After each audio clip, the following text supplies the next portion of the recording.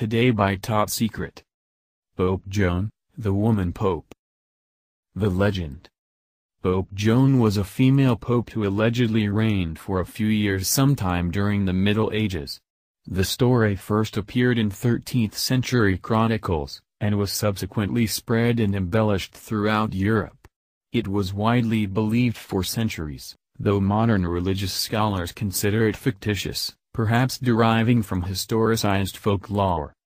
According to legend, Pope Joan concealed her gender and ruled as pope for 2 years, from 853 to 855 AD.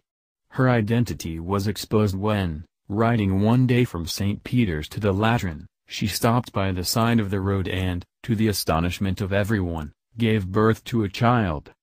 In most versions of the story, she dies shortly after, either being killed by an angry mob or from natural causes.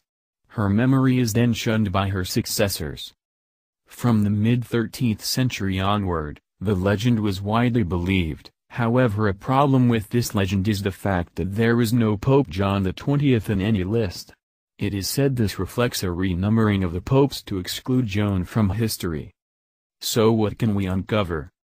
In 1856, the Encyclopaedia Britannica took on the Pope Joan legend, and concluded that the legend was false.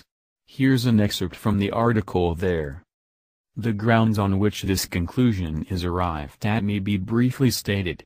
In the first place, 200 years elapsed between the era of the supposed pope and the date at which her name is first mentioned by any historian.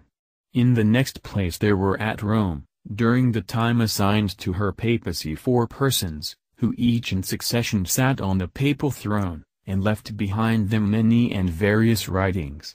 Had they ever heard of the story, it is impossible to believe that they should each and all have passed it over in silence as they have done.